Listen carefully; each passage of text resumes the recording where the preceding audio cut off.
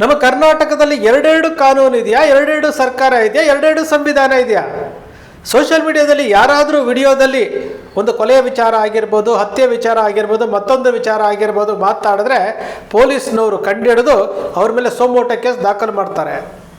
ಅದೇ Chinnaiah Hindi English ಚಾನೆಲ್ಗಳಿಗೆ mask ಹಾಕ್ಕೊಂಡು ಕೊಟ್ಟಂತಹ ಹೇಳಿಕೆಗಳು, ಕುಡ್ಲಾ ರಾಂಪೇಜ್ ಕೊಟ್ಟಂಥ ಹೇಳಿಕೆ, ಡಿ ಟಾಕ್ ಕೊಟ್ಟಂಥ ಹೇಳಿಕೆ, ಈ ಹೇಳಿಕೆಗಳನ್ನೆಲ್ಲ ನೋಡಿಕೊಂಡು ಮಹೇಶ್ ಶೆಟ್ಟಿ ತಿಮ್ಮರೋಡಿ ಅವ್ರ ಮನೆಯಲ್ಲಿ ಕುತ್ಕೊಂಡು 1 ಗಂಟೆಗೂ ಹೆಚ್ಚು ಕಾಲ ಮಾತನಾಡಿರುವಂಥದ್ದು, ಅದು ವಿಡಿಯೋ ರೆಕಾರ್ಡ್ ಆಗ್ತಾ ಇದೆ ಅಂತ ಗೊತ್ತಿಲ್ಲದೆ ಮಾತನಾಡ್ತಾ ಇದ್ದಂತಹ ವಿಚಾರ.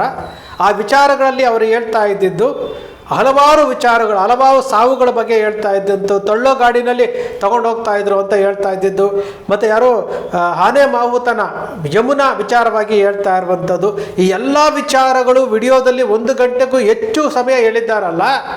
ಈ ವಿಚಾರ ಚಿನ್ನಯ್ಯ ಸುಳ್ಳು ಹೇಳ್ತಾ ಇದ್ದಾನ, ನಿಜ ಹೇಳ್ತಾ ಇದ್ದಾನ, ಇವನು ಹೇಳ್ತಾ ಇರೋದ್ರಲ್ಲಿ ಅರ್ಥ ಇದೆಯಾ ಇಲ್ವಾ ಅನ್ನೋ ವಿಚಾರವನ್ನು ಪೊಲೀಸ್ ಇಲಾಖೆ ಯಾಕೆ ಗಂಭೀರವಾಗಿ ತಗೊಳ್ಳಿಲ್ಲ? ಚಿನ್ನಯ್ಯ ಹೇಳ್ತಾ ಇರುವಂಥ ವಿಚಾರಗಳನ್ನು ಯಾಕೆ ತನಿಖೆ ಮಾಡ್ತಾ ಇಲ್ಲ? ಯಾಕೆ ಸೋಮೋಟ ಕೇಸ್ ಬುಕ್ ಮಾಡ್ತಾ ಇಲ್ಲ? ಹಾಗಾದರೆ ಸೋಷಿಯಲ್ ಮೀಡಿಯಾದಲ್ಲಿ ಚಿನ್ನಯ್ಯನಿಗೆ ಹೊರತುಪಡಿಸಿ ಬೇರೆಲ್ಲ ಮಾತಾಡೋದು ಓಕೆನಾ? ಹೊರಗಡೆ ಬರಬೇಕಲ್ಲ. ಯಾತಕ್ಕೆ ಈ ರೀತಿ ಆಗ್ತಾ ಇದೆ? SIT ತನಿಖೆ ಮಾಡ್ತಾ ಇದೆ. SIT ತನಿಖೆಯಲ್ಲಿ ಪೂರಕವಾಗಿ ಚಿನ್ನಯ್ಯ ಹೇಳಿರುವಂತಹ ಅಂಶಗಳನ್ನು ಒಂದಷ್ಟು ಅಳವಡಿಸ್ಕೊಂಡು ತನಿಖೆ ಮಾಡ್ತಾ ಇರೋದು. ಆದರೆ ಯಾಕೆ ಚಿನ್ನಯ್ಯ ಹೇಳಿದ್ದಂಥ ಆನೆ ಮಾಹುತನ ಕೇಸ್ನಲ್ಲಿ ಒಂದು ವ್ಯಕ್ತಿಗಳ ಬಗ್ಗೆ ನೇರವಾಗಿ ಹೇಳ್ತಾ ಇರುವಂಥದ್ದು, ಯಮುನಾ ಮೇಲೆ ಇಟ್ಟಿದ್ದಂತಹ ಕಣ್ಣಿಟ್ಟಿದ್ರು ಅಂತ ಹೇಳ್ತಾ ಇರುವಂಥದ್ದು, ಎಲ್ಲದರ ಬಗ್ಗೆ ಪೊಲೀಸ್ನವರು ಯಾಕೆ ತನಿಖೆ ಮಾಡ್ತಾ ಇಲ್ಲ? ಚಿನ್ನಯ್ಯನಿಗೆ ಹೇಳಿಕೊಟ್ಟು ಮಾಡಿಸ್ತಾ ಇದ್ರು, ಮಾಸ್ಕಲ್ಲಿ ಏನೋ ಮೈಕ್ರೋಫೋನ್ ಇಟ್ಟಿದ್ರು ಅಂತ ಹೇಳ್ತಾರಲ್ಲ. ಮಾಸ್ಕಲ್ಲಿ ಮೈಕ್ರೋಫೋನ್ ಇಟ್ಟಿದ್ದು, ಮಾಸ್ಕ್ ತೆಗೆದು TV ಚಾನಲಲ್ಲಿ ಮಾತಾಡಿರೋದಲ್ವಾ? ಅಲ್ಲಿ ಮಾತನಾಡಬೇಕಾದ್ರೆ ಇದೇ ಚಿನ್ನಯ್ಯ ಒಂದು ವಿಡಿಯೋದಲ್ಲಿ ಹೇಳ್ತಾರೆ, ಯಾರೊಬ್ಬ ಆಟೋ ಡ್ರೈವರು, ಇದು ಸೌಜನ್ಯ ಪ್ರಕರಣದಲ್ಲಿ ಹೆಸರಿಸಾದಂಥ ಆಟೋ ಡ್ರೈವರ್ನ ವಿಚಾರದಲ್ಲಿ ಅವನ ಲೈಂಗಿಕ ತೃಪ್ತಿಗೋಸ್ಕರವಾಗಿ ತನ್ನನ್ನು ಒಂದು ರೀತಿ ಬಳಸ್ಕೊಳ್ತಾ ಇದ್ದ ಅನ್ನೋ ರೀತಿಯಲ್ಲಿ ಹೇಳಿರುವಂಥದ್ದು. ಇದನ್ನು ಸೌಜನ್ಯ ಹೋರಾಟಗಾರರು ಇದನ್ನು ಹೇಳ್ಕೊಟ್ಟಿದ್ರ?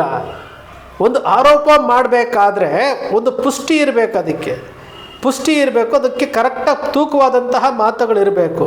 ಚಿನ್ನಯ್ಯ ಹೇಳಿರುವಂತಹ ಅಷ್ಟು ವಿಚಾರಗಳು, 1 ಗಂಟೆಗೂ ಹೆಚ್ಚು ಕಾಲ ಮಾತನಾಡಿರುವಂತಹ ಚಿನ್ನಯ್ಯ ಅದರಲ್ಲಿ ಹೇಳಿರುವಂಥದ್ದು, ಅಲ್ಲಿ ಕ್ಯಾಮ್ರಾ ಇರುವಂಥದ್ದು ಗೊತ್ತಿಲ್ಲ ಅವನಿಗೆ.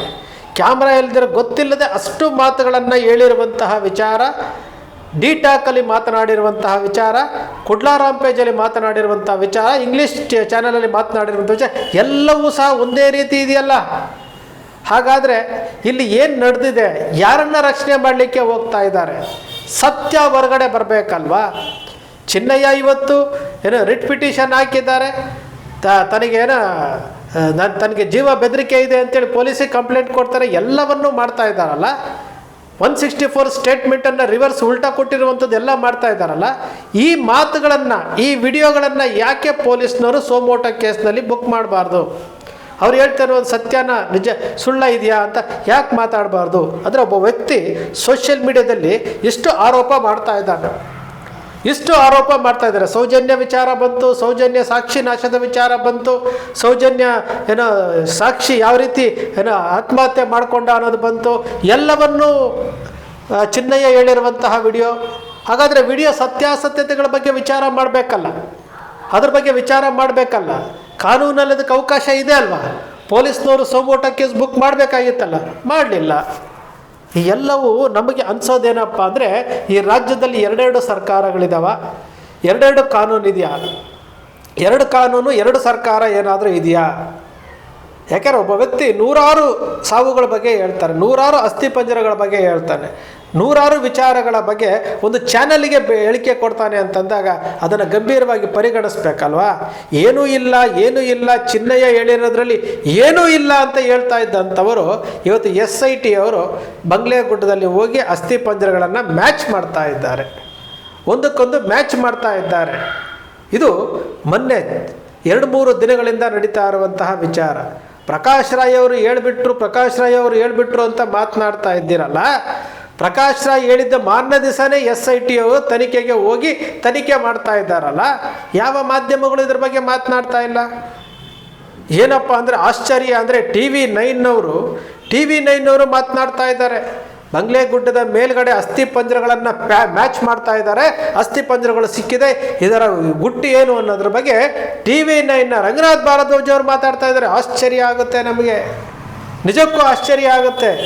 TV9 ಇವತ್ತು ಏನು ಚಿನ್ನಯ್ಯ ರಿಟ್ ಪಿಟಿಷನ್ ಹಾಕಿದಾಗ ಚಿನ್ನಯ್ಯ ಹೇಳಿರುವುದು ಸತ್ಯ ಅಂತ ಹೇಳ್ತಾ ಇದ್ದಂಥವ್ರು ಈಗ ದಿಢೀರ್ ಅಂತೇಳಿ ಬಂಗ್ಲೆಗುಡ್ಡದಲ್ಲಿ ಏನು ಅಸ್ಥಿ ಪಂಜರಗಳ ಶೋಧ ನಡೀತಾ ಇದೆ, ಮ್ಯಾಚ್ ಆಗ್ತಾ ಇದೆ ಅಂತ ಅಷ್ಟೇ TV9 ಅವ್ರು ಮಾತಾಡ್ತಾ ಇದ್ದಾರೆ, ನ್ಯೂಸ್ 18 ಅವ್ರು ಮಾತಾಡ್ತಾ ಇದ್ದಾರೆ. ಬೇರೆ ರಿಪಬ್ಲಿಕ್ ಕನ್ನಡದವ್ರು ಮಾತಾಡ್ತಾ ಇಲ್ಲ, ಸುವರ್ಣದವ್ರು ಮಾತಾಡ್ತಾ ಇಲ್ಲ, TV5 ಅವ್ರು ಮಾತಾಡ್ತಾ ಇಲ್ಲ, ಪಬ್ಲಿಕ್ ಟಿವಿಯ ರಂಗಣ್ಣ ಮಾತಾಡ್ತಾ ಇಲ್ಲ.